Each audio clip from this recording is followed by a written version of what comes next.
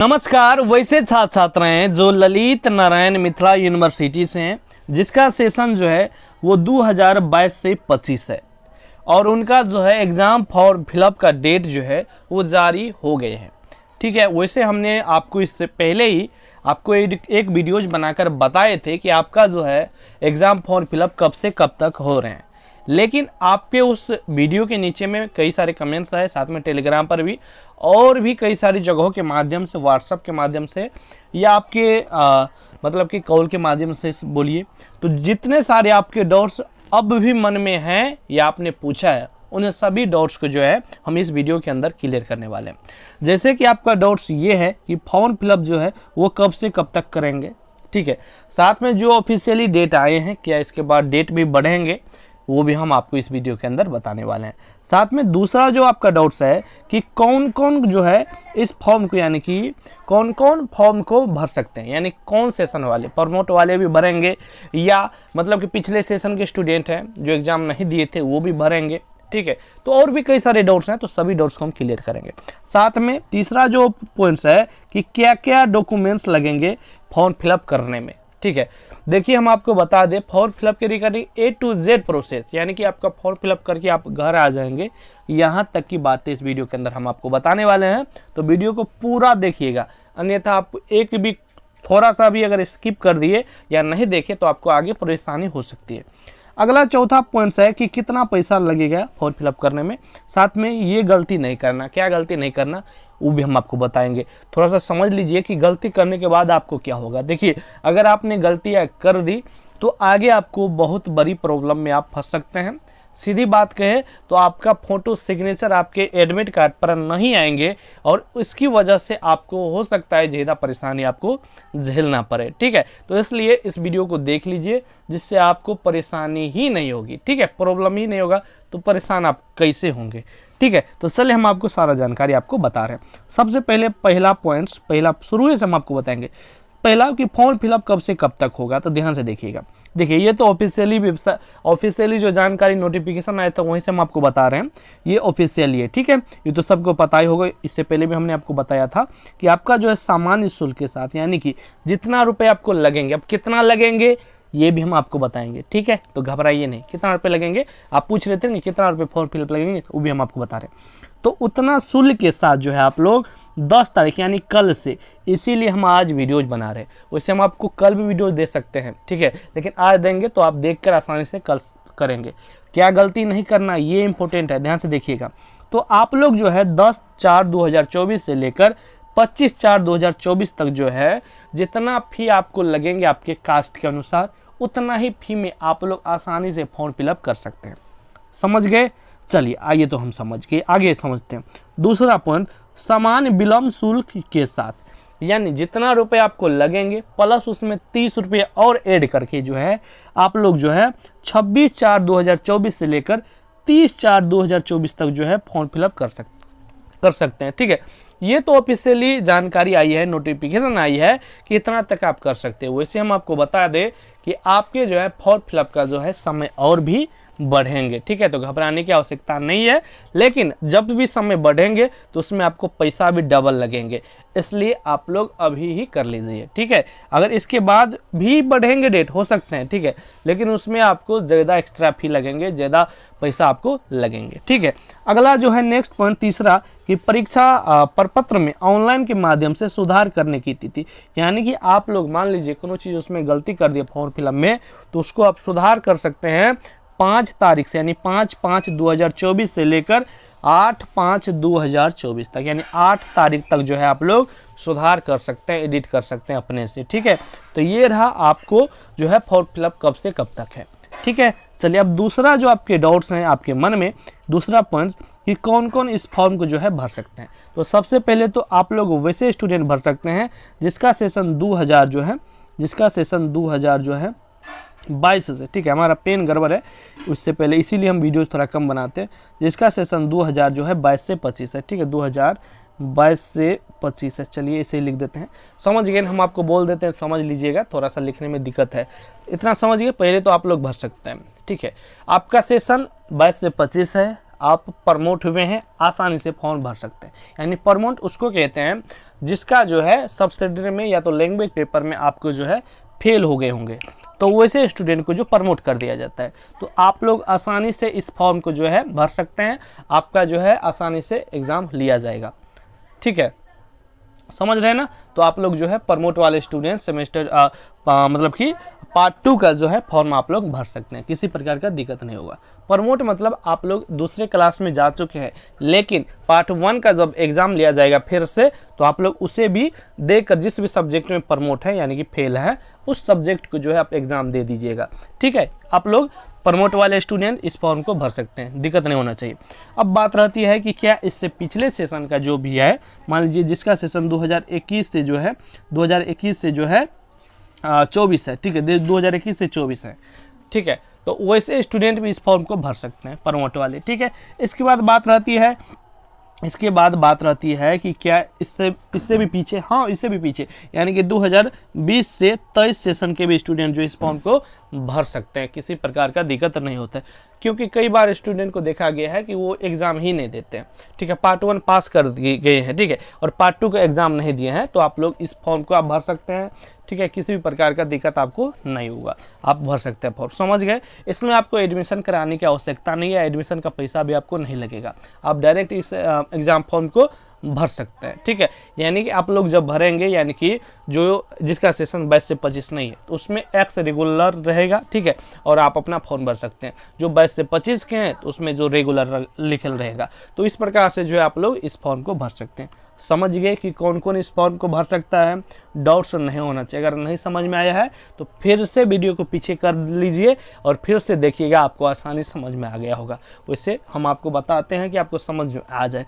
लिखते कम है क्योंकि हमारा पेन गड़बड़ है, इसलिए थोड़ा सा परेशानी हो जाती है समझाने में। ठीक है, चलिए आगे बढ़ते हैं। तीसरा नंबर का पॉइंट्स है, ठीक है, तीसरा नंबर का पॉइंट्स है आपके सामने में कि क्या क्या डॉक्यूमेंट्स लगेंगे इस फॉर्म को भरने में। तो क्या क्या डॉक्यूमेंट्स लगेंगे, चलिए हम आपको लिख कर बताएंगे। ठीक है, चलिए हम आपको लिख कर बताते हैं क्या क्या डॉक्यूमेंट्स लगेंगे आपको इस फॉर्म को भरने में। थोड़ा सा अक्षर पर ध्यान नहीं दीजिएगा, समझने का ज़्यादा कोशिश कीजिएगा। सबसे पहले तो हम आपको बता देते हैं कि आखिर आपको शुरू ही से बताते हैं कि आपके एग्ज़ाम फॉर्म भरेंगे कैसे होगा। ठीक है, सबसे पहले देखिए, आप लोग को देखिए डॉक्यूमेंट्स की बात रही तो एग्ज़ाम फॉर्म ऑनलाइन आपका फिलअप होगा। तो ऑनलाइन जब फिलअप होगा तो आपका पार्ट 1 का जो है आपने फॉर्म फिलअप किया था, तो आपको पार्ट 2 में फॉर्म फिलअप में ज़्यादा चीज़ ऑनलाइन करने में नहीं लगता है, लेकिन आपको कॉलेज में डॉक्यूमेंट्स जमा भी करने होते हैं।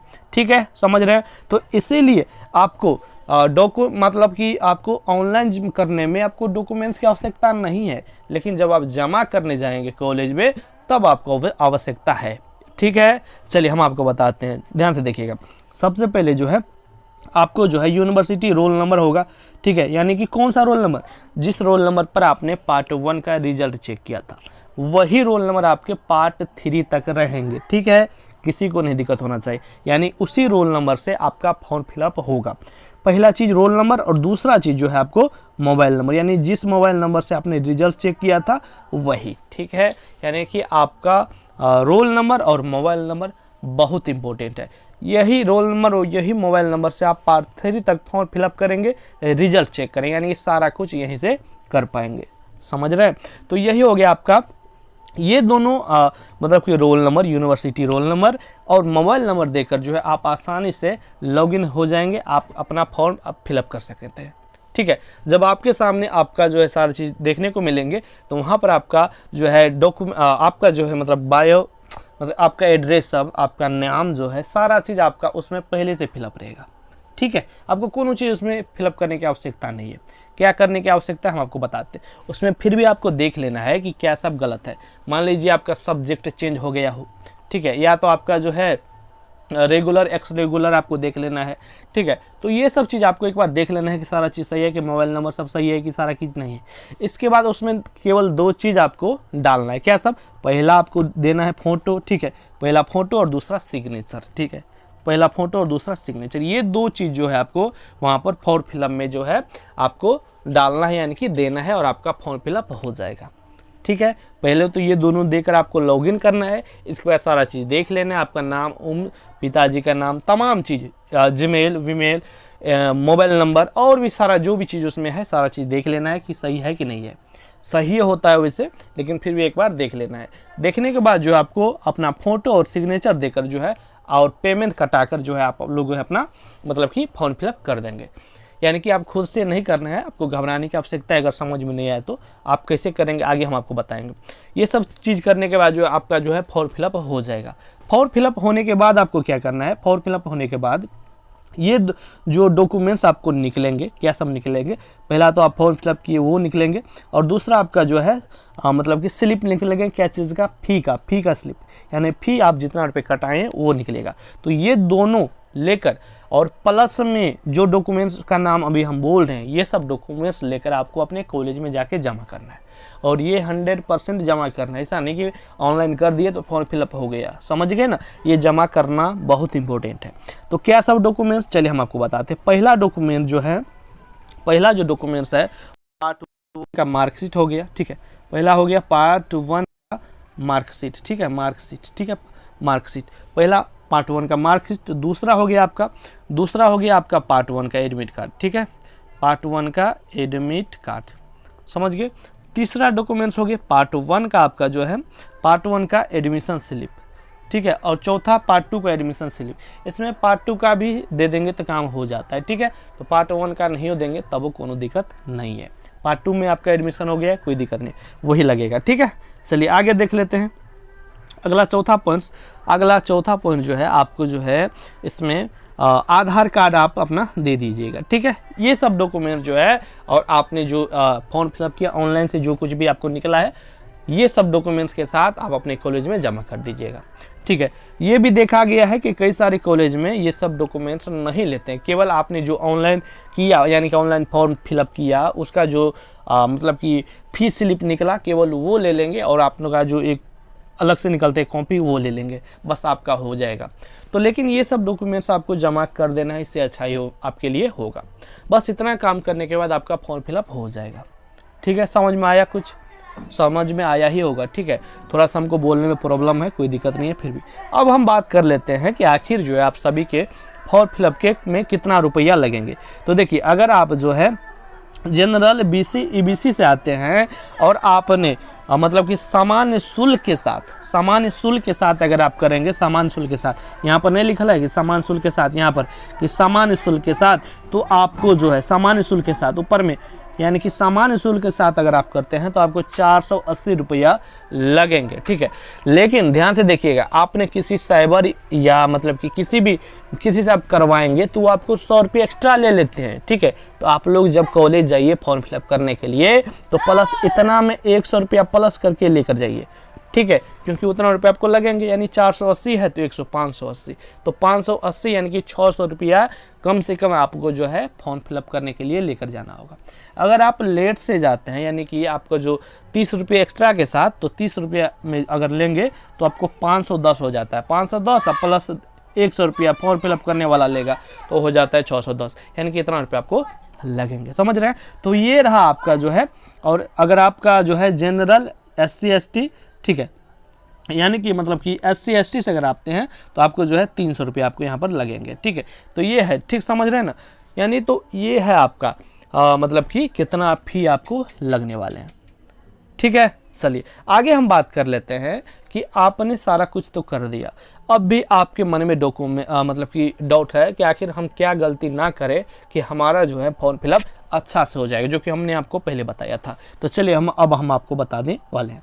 पहला काम कि आप लोग खुद से जो है फॉर्म फिलअप ना करें। कितना आदमी मोबाइल से करता है, तो मोबाइल से आपको फॉर्म फिलअप नहीं करना है, और इसीलिए हम बताते भी नहीं है कि फॉर्म फिलअप कैसे करना है मोबाइल से। हम आपको थोड़ा बहुत बता देते हैं, इसके बाद छोड़ देते हैं, पूरा जानकारी नहीं देते हैं। क्यों नहीं देते हैं? उस वीडियो में हम आपको बता देते हैं खुद से नहीं करना, अगर हम बताते भी हैं तो भी, ठीक है, लेकिन बता देते हैं कैसे ऐसे होता है, लेकिन खुद से नहीं करना है, ठीक है। तो खुद से आपको नहीं करना है। क्यों नहीं करना है? क्योंकि अगर आप मोबाइल से करेंगे तो आपका फोटो सिग्नेचर कभी भी एडमिट कार्ड पर शो नहीं करेगा। फिर से हम आपको बता दें, किसी का ही शो करता है। अगर आप मोबाइल से करते हैं तो आपका पेमेंट ही नहीं कटेगा, कई बार देखा गया, या पेमेंट कट भी गया तो पेमेंट फंस सकता है। तो इसलिए आप लोग जो है मोबाइल से नहीं कीजिएगा, ठीक है। उससे और कोनो दिक्कत नहीं है, आप मोबाइल से नहीं कीजिएगा, ना लैपटॉप से कीजिएगा, और उस साइबर दुकान से कीजिएगा, उस साइबर कैफ़े से कीजिएगा जिसके पास जो है थोड़ा जो है एक्सपीरियंस भी होना चाहिए, जिससे वैसे कुछ में करना होता नहीं है, लेकिन फिर भी आपका पेमेंट फंस जाता है। तो इस स्थिति में क्या करना है हम आपको बता देते हैं। यूपीआई से करने पर ना कई बार पेमेंट फंसता है, ठीक है। या तो आप डेबिट कार्ड, क्रेडिट कार्ड इस सब से करते हैं तो आपका जो है पेमेंट नहीं फंसता है। यूपीआई से करने पर ना कई बार देखा गया है कि पेमेंट फंस जाता है। वैसे ऐसा नहीं कि हर एक बार फंसता है, लेकिन कई बार देखा गया है कि पेमेंट फंसता है। समझ रहे हैं? तो पेमेंट नहीं फंसे, इसके लिए भी हमने आपको सारा जानकारी दे दिया है। उम्मीद है इस वीडियो के अंदर हमने आपको टोटल संपूर्ण जानकारी बताने का काम किया है। फिर भी आपके मन में कोनो डाउट हो तो कमेंट करके पूछ लीजिएगा। बोलते बोलते पूरे थक जाते हैं। धन्यवाद।